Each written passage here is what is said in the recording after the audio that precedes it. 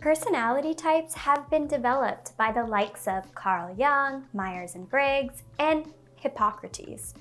They developed personality tests such as Myers-Briggs and the 4 temperaments: sanguine, phlegmatic, choleric, and melancholic, designed to assist a person in identifying some significant personal preferences. Helen Fisher, a modern anthropologist, also came up with a theory on temperaments.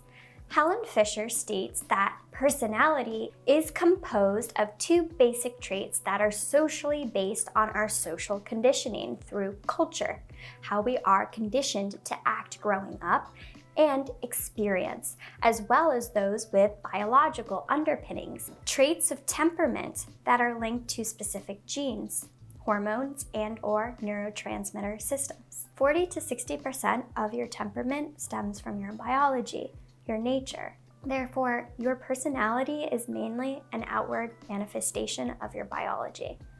So Fisher concludes that your biology draws you naturally to particular partners' temperaments. She explains the 4 temperaments and how they're drawn to particular temperaments as follows. 1. Here's a Fisher quote to outline explorers. Explorers are curious and energetic. They're driven by dopamine, the pleasure neurotransmitter.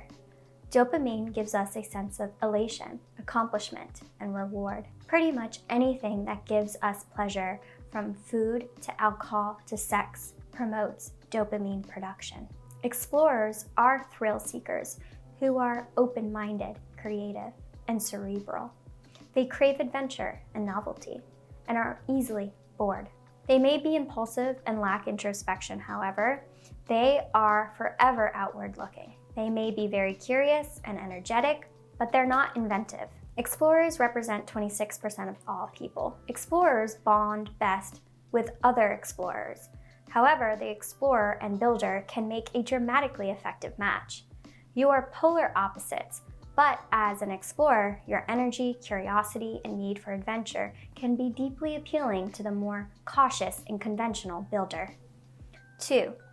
The opposite of explorers are builders because they are cautious. They're driven by serotonin, which gives us a sense of relaxation, belonging, and comfort. They are sociable, follow the rules, and are respectful. These folks are meticulous, orderly, methodical, good with numbers, and may be religious. They are creatures of habit and practice self-control.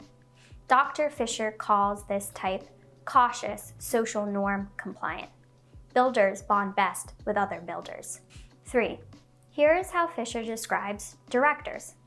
Directors are driven by the testosterone system. They are honest, confident, assertive, and analytical.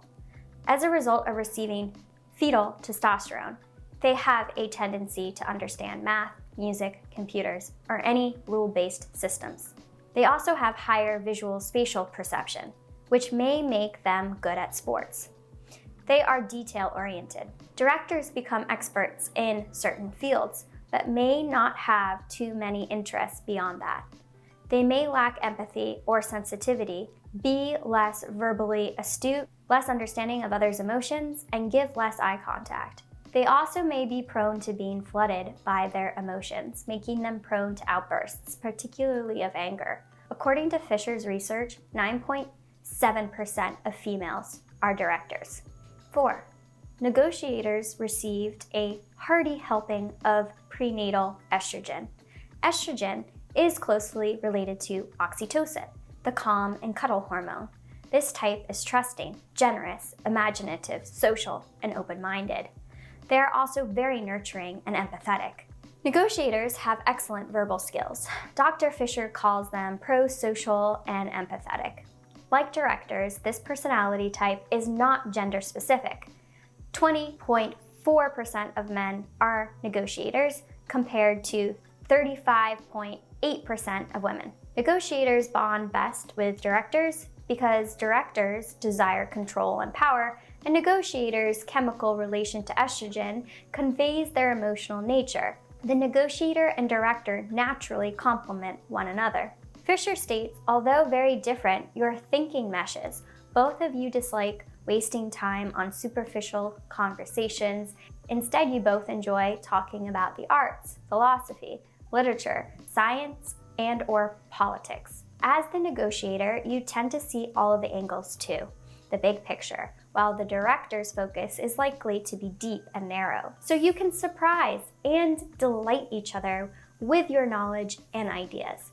Moreover, both of you are mentally flexible, inventive, and theoretical, so you are likely to develop a real sense of intellectual and emotional unity. You also have an exciting blend of social talents.